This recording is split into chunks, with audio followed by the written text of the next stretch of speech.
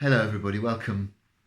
I heard recently of a woman in Bournemouth who was allocated a prisoner of war to do her garden for her.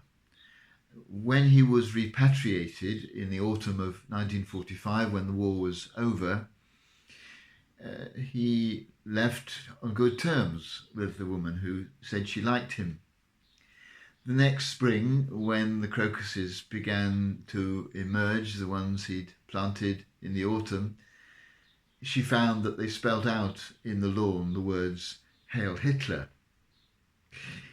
He'd found a way of expressing his frustrations and his anger and his bitterness at being a prisoner of war in a way that actually was pretty harmless.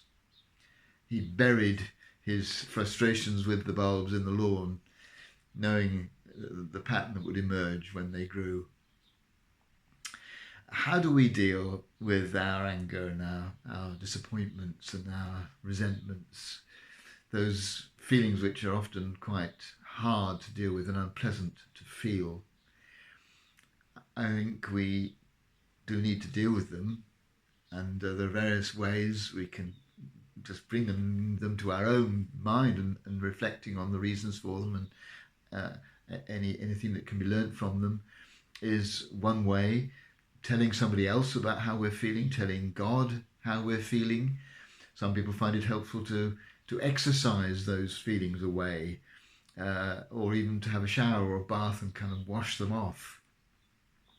But what's important, of course, is that we don't bury them, because then they fester, and then they can emerge in antisocial ways. They come out in barbed comments, which to us seem perfectly harmless, but to the person hearing them, they feel aggressive.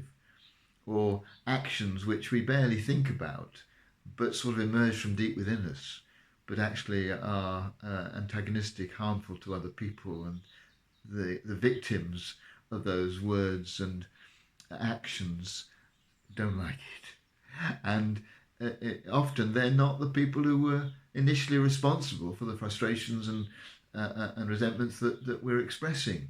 They may well be people who are close to us, because somehow it's easier to be relaxed and our bodies let out what's deep within us more comfortably when we're with people who we hope will go on loving us.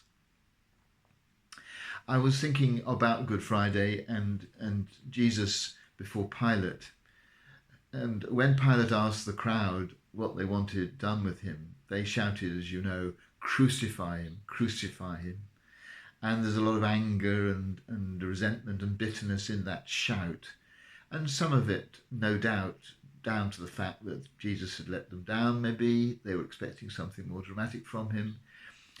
But I think a lot of that sounds to me as though it was suppressed anger that had an excuse to emerge.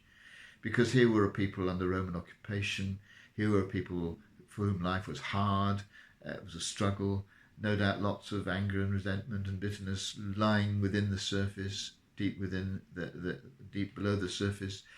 And here was an opportunity for them to let rip, to let it out, and to let that anger emerge, as so often it needs to. And Jesus was the victim, the recipient of their deeply felt anger and bitterness. So today I'm going to try and be clear with myself about my feelings, not to bury them if I possibly can, because that's likely to lead to harmful words and actions. And so I'm going to try not to do what that crowd did do to Jesus, and express my anger to someone who really didn't deserve it.